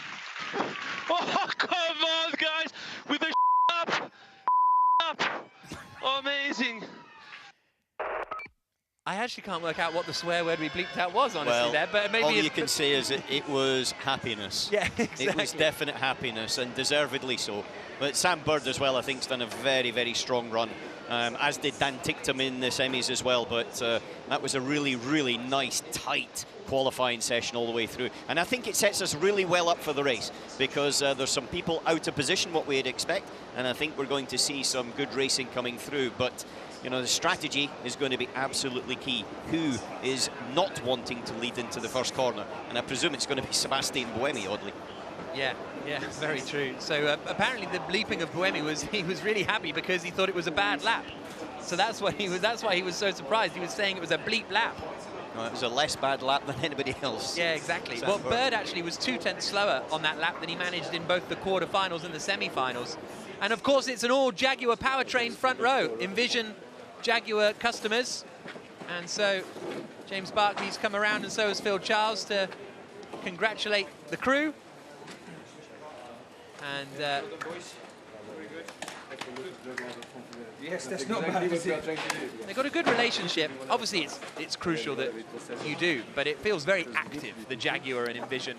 But that's, I guess, because Envision learned what a good customer relationship is from working with Audi. Yeah, it's got to be a strong relationship. At the end of the day, it's when the badge of the manufacturer's on the car, doesn't matter if it's your factory car or a customer team car, then you know, it's representing the brand. And now to be competitive in Formula E, it's got to work effectively together, as opposed to necessarily, as it maybe did in the past, where they were completely separate organisations and discussions. Well, what a story. What stories we've got going into this race. Buemi versus Bird. Buemi and Bird both trying to get back into the championship fight. Van Dorn's third on the grid. Dan Ticktum's there in fourth, just ahead of Jake Dennis. Are we going to have Plonker round 2? With the two of them going into the first corner right together. You got Cassidy in sixth, the third place man in the championship, looking to close in on the championship leader, who's going to be starting down on the 8th row of the grid. You've got Mitch Evans, who's been so strong recently, starting 9th or 10th on the grid. It's non-stop. There's just story everywhere in the ABB FIA Formula E World Championship, and we're going to be hearing from Sebastian Buemi in just a moment. That's the interview area where Nicky is poised, and we will be hearing from him for his record 16th pole position. Evans looks a little, I don't know, just a little, obviously he is disappointed with how it's gone, but which is understandable, but he feels really disappointed. Yeah, he's frustrated because his teammates on the front row of the grid, not because it's Sam, but because he knows that he could have been there as well. It's 2 Jaguar powertrains on the front row. So in that respect, then, you know, there was a good opportunity. However, that opportunity's not there, and now you've got to put that sort of disappointment to the back of your mind. You can't change it, it's history, and look towards the race. And what we have seen is that Mitch can scrap his way through, and they've clearly got the performance to be able to be competitive. So I think it's going to be really cool. Right, well, let's hear from the pole sitter, shall we? Sebastian Buemi, 16th pole position, 2nd of the season, and now he's talking to Nicky Shields. Sebastian Buemi, huge congratulations, making history, most pole positions in Formula E. How was the lap? Because you sounded a bit frustrated at the end. Yeah, I was a bit surprised to be on pole, because it's true that the lap was not great. I did a couple of mistakes in turn 9 and 10, the last two corners, so I was obviously was amazing to, you know, I could hear when my engineer took the radio, everyone clapping, so obviously it's an amazing celebration, especially after what happened in Sao Paulo with my hand, you know, and this week, so I'm really happy. Yeah, this has been a very special week. You have a 4-day-old son. Congratulations. What a way to celebrate. Yeah, exactly, yeah. Yeah, it's hard to realize. It's been a tough week, tough couple of weeks between the hand and obviously the wife being pregnant. You know, you never know whether I was going to make it on time or not. So it's been a good week. Well, huge congratulations at the start of a fantastic weekend for you. I'd now like to introduce Marco Pirelli, the CMO at Julius Baer, to present you with the pole position Berlin E-Prix 2023 Julius Baer Trophy. Yeah, quite a week for Sebastian Buemi. And another pole position for him. He's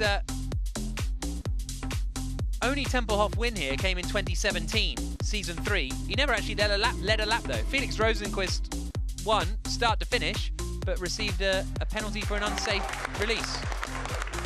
So Buemi then took the win.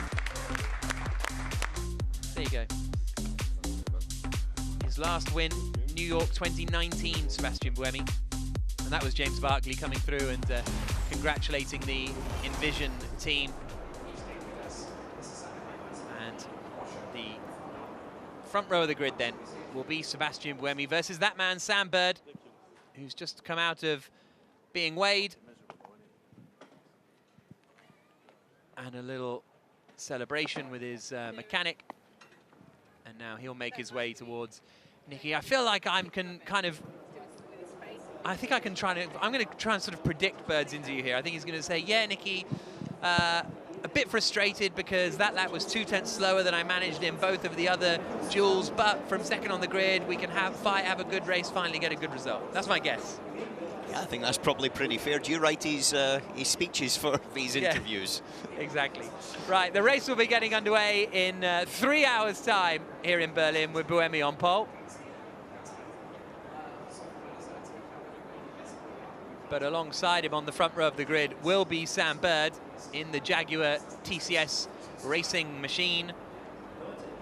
It's his first top 3 start at Templehof in his 16th start here. He's never gone well here, Sam Bird. Maybe he'll mention that in the interview as well. But he won, his last win came in New York a couple of seasons ago. Hasn't won since then. Now let's go down and hear what he has to say. He's talking once again to Nicky. Well, Sam Bird, it's been no secret. It's been a bit of a roller coaster ride this season for you, but are now we're on the up again. We've been quick, Nicky, all the time. We've been quick. I think I've topped 4 or 5 of the groups in qualifying. So we're always making it through to the duels.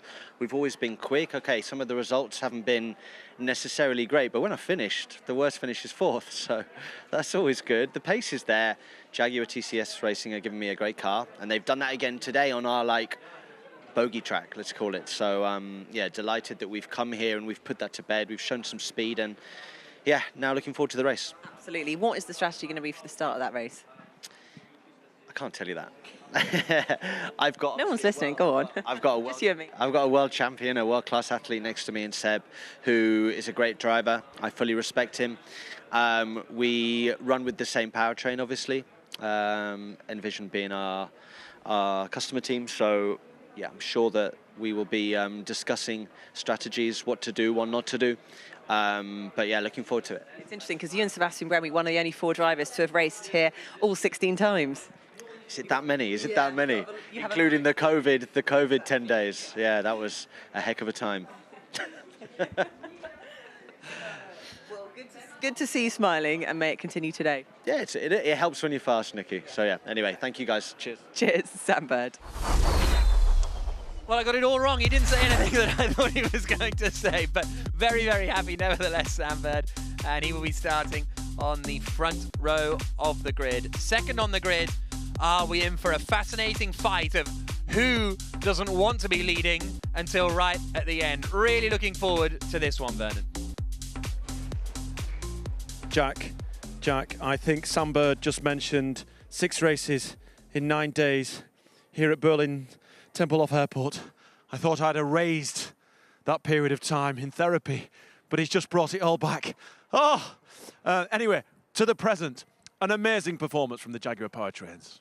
Yes, and I have to say I'm extremely impressed with these 2 teams behind us, Jaguar TCS, Envision Racing. They're working together like no other team down the grid to have such strong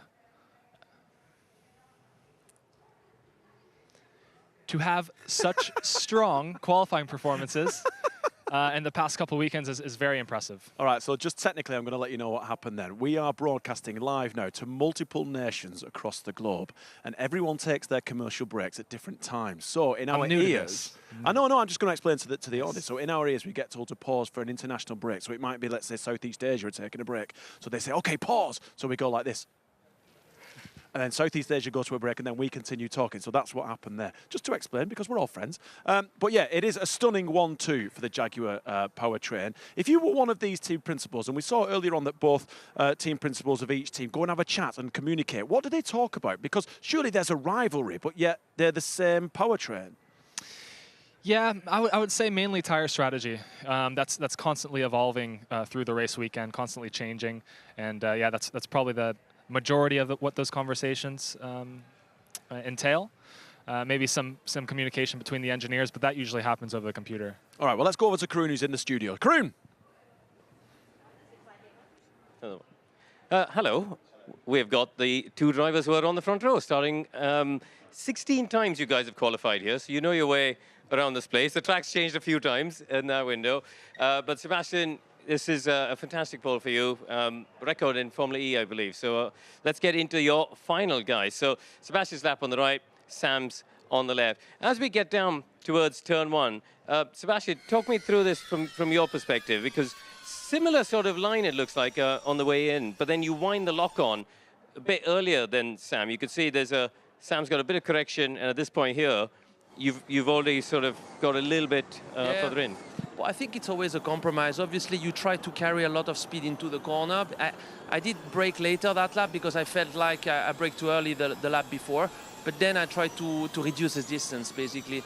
Sometimes it's hard to feel that you do too much distance. You feel like you're faster, but if you do too much distance, it's slower in the end. So, yeah, just trying to keep the inside. And Sam, as we come up to this right-hander, you could see, just using that reference there of the inside curb, I mean, there's nothing really between you guys. So, in terms of lap time, pretty similar run through that first sequence of corners. Yeah, it's been really close all day, Karan, to be honest. And then going through here, I felt like I've suffered going through here all day with a lack of traction, and finding the right point with the throttle pedal in order to get the exit. Because then, if you're weak out of here, it translates all the way down the straight. Well, that's true, because this is a reasonably long straight, isn't it? When you're coming down towards what will be the attack zone, of course, in the race. Slightly different approaches. Sam, you look a little bit tighter on the way in, and then quite aggressive. I was looking at this earlier, the way you wind the steering lock on. Is that something that you think, you consciously got to do to try and get the front grip? I didn't realise it looked that bad, to be honest. Didn't realise my driving style was that rubbish. But yeah, it's again another really tricky. Yeah, I get found out. Thanks, Corinne. Another really tricky braking zone, very bumpy under braking. Then there's a strip that changes going into turn 6. So you feel a grip change. And then so it can manipulate the balance of the rear going in, and then it can change the front. And I think I was overly careful under braking, and again came off the brake and basically had to just wind on the lock to try and carry a bit of speed and momentum. Well, for me, this was interesting because we're almost halfway through the lap, and there's hardly anything between you guys. If you look at, there's just basically the length of that curb there, so just a couple of hundreds. Sebastian, your run through here looked really clean. You used less of the road than Sam. You could see Sam a bit wider there. And how did you feel with the car at this point of the lap? The good thing with coming here many times, we know where we're strong and when we're weak, and I'm definitely weak in that turn 7. It's been the case for a long time, but basically now with the more powerful car, the next king basically is not flat anymore. It's very hard to do flat, so basically, in my opinion, the corner has changed a bit. You want to prepare the next corner a bit more than we used to do with the Gen 2 because it was easy flat. Now with more power, it's more difficult. So that's why I feel like I'm not using all the road just to make sure I've got a good run into turn 9. But of course, at the end, you need to look at the lap time, and I don't think that I was actually faster. Well, I want to look at this because at this moment, you could see as we get down to this hairpin, you go in really quite deep there. I mean, you could barely see where the apex is.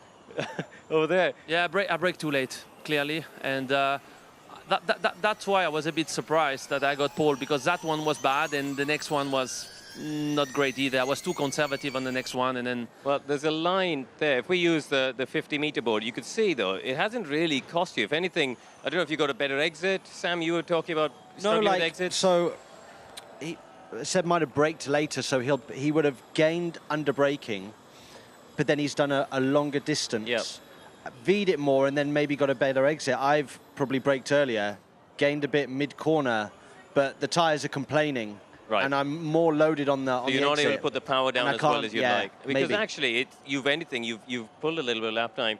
And as we get down, talk me to the last corner, Seb. You were saying you weren't happy with this either. It's a tough one because you don't want to brake too late, but you definitely don't want to brake too early, because if you brake too early, you have to go for minimum speed and you keep cornering and you can never put the power down. So you want to kind of V-shape that corner. So if anything, brake a bit too late and then try to get a straighter exit, basically. Yeah. You see that I'm still cornering. You've sort of come back a little bit. I'm running out of road and I cannot put the car straight, so I cannot put the power down. Those tires don't like combined traction, so you need to try to accelerate straight. And I felt like I did a better job in the previous duel than this one, basically. So just 1400s between you guys, you could see, and that's, to show people at home, that's what it looks like on track. Nothing between you. And as we run up to the line, so both of you are locking out the front row. what's it going to be like at the start, because it's a long left-hander, isn't it, to squeeze 2 cars through? It's a long race, honestly. With the energy management, you don't necessarily want to lead. You want to get the 3 points of qualifying, but you don't want to be... You're going to let him go then? Yeah, maybe. We'll see. All right, listen, guys, thank you very much for your time. Good luck with the race. Yes, thank you. Cheers.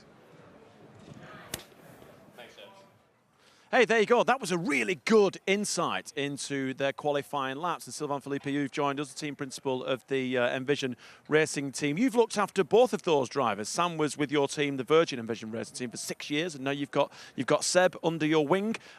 Just describe them as drivers first, and then we'll get into their personalities. What are they like? They're pretty good, aren't they? Like, yeah, I think we are. I was just saying we are blessed with a lot of really fantastic drivers in this championship. Both very strong, and of course there's not much in it. I didn't hear their lap commentary just earlier, but yeah, we have a really good car that is just really fast around most tracks at the moment, and I don't take that for granted because I know how hard it is to achieve, and it's about maximizing this opportunity. But yeah, 2 fantastic drivers that are really trying to find the final 100th that it takes to win Indian Pole. A couple of consistent, fantastic qualifying sessions the past few weekends. Is there something that you can pinpoint that you feel stronger than the other teams on the grid? It's hard because we are still so early in Gen 3. We are still learning the car so much, and the pecking order on quali and race is coming up, but we're still making pretty big changes from track to track. And obviously this track in Berlin here is so different to any others. Historically, as I said earlier, we're a bit traumatized by this place. We lost a championship here, so I left pretty unhappy. So the fact that we can be really good here is a challenge, but it will take the full season and then coming back to these tracks to really get the pattern. Yeah. And I mentioned earlier, I feel like these 2 teams are really working well together, probably better than any other pairing on the grid. Do you feel like that relationship is strong and you're consistently relaying information back to each other? Yes, we are. I mean, as I said, the partnership with Jaguar is very strong. I value these guys immensely. The work they do on the powertrain side on development is very, very strong. And we have a great relationship, always have. So I'm really, we're going to this with a very long-term view, and then hopefully it's going to be strong. I think other pairings are also working really well together. But as you know, you're talking hundreds, right, at the end of the day. So there's not much in it. And Nick Cassidy, 3 podiums in 3 races, doing exceptionally well. I spoke to him on Thursday. We went for a walk along the Berlin Wall, and he was saying how he's changed the way he spends his personal time. He's no longer going out and not thinking about racing. He's focusing in on his personal well-being, and you must have seen a change in him very, very quickly, very rapidly. Yes, I think for Nick, who's undoubtedly very talented and very quick, but again, formally is really all-consuming. Like, you have to be, the margins are so small again, the work at the factory on the simulator, the work the engineers do. The engineers work day and night, like between these 2 weeks, so the drivers have to kind of do the same. So he's very applied, and having the speed is one thing, but it's all about understanding the car. And these cars, again, as I said, early in Gen 3, a lot to understand about these cars. And as the drivers, when they play with the systems and the setup, they need to know what the car is going to do. So a steep learning curve, and they just have to put the work in. So yeah, delighted. Nick starting P6 is not bad at all. No. And how do you think you're going to cope with race pace? Well, okay, up to today, we've been pretty good. But this is challenging. 40 laps. It's less than 1 kilowatt-hour per lap. Might not mean much to other people, but it's really not much energy at all to do a lap. So we're going to have to be really, really strong on the energy management. And slipstream will have an effect here again, not as much as Sao Paulo, but it will have an effect. So I think the race is going to be really interesting strategically. Okay, I'm going to take your microphone because Seb's just arrived. So you go and celebrate and then get into the data. Thank you very, very much. I really appreciate it. There you go. A great guy and a very good talker, and you can tell why these 2 teams are so successful, because not only are they good at what they do, but they're very open and honest as well. Yes, for sure. And I'm thinking to myself, speaking to him, that race in Sao Paulo, we saw the driver leading the race, all of a sudden tried to drop back into the slipstream. We have 2 pairs starting on the front row. We might see that again this weekend, so there's going to be some inter-team communication. Absolutely. It's going to be a really entertaining race live from Berlin. Make sure you join us a little bit later on, but for now, au revoir.